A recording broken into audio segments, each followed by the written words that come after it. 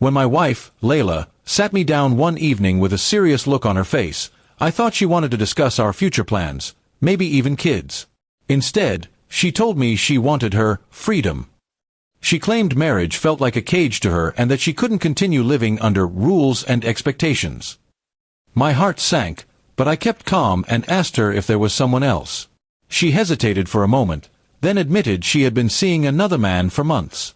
I was crushed.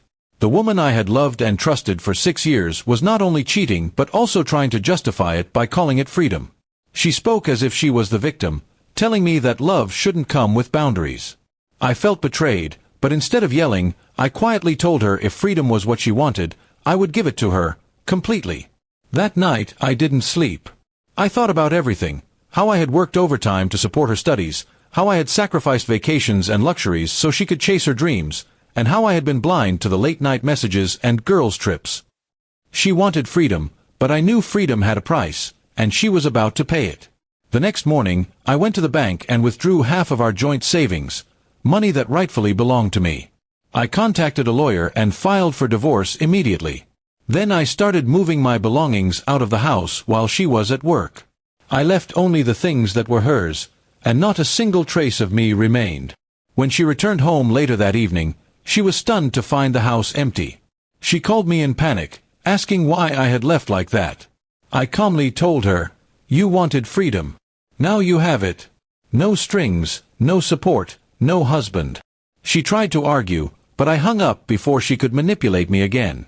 Within weeks, the reality of her choices hit her hard. The man she had been cheating with wasn't interested in a long-term commitment. Once she was divorced and cut off from the life we had built, he started pulling away. Soon, he completely disappeared from her life, leaving her with nothing but regret. I, on the other hand, felt lighter. Pain was there, yes, but it was fading with time. I poured myself into work, reconnected with old friends, and started traveling, things I had once put on hold for her. My freedom didn't come with betrayal or lies. It came with peace of mind. Months later, she showed up at my office. Her face looked tired, her eyes hollow. She tried to apologize, saying she had made a mistake and wanted another chance. She even admitted the man she left me for had used her and moved on. I listened but felt no sympathy. I told her calmly, "You wanted freedom, Layla.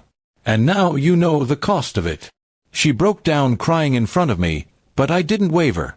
The love I once had for her was gone, replaced by a hard-earned clarity. She left that day knowing there was no going back. I had given her exactly what she asked for, but the world had shown her that freedom without loyalty, responsibility, and love is just emptiness. That was the heavy price she paid. As for me, I learned the power of walking away.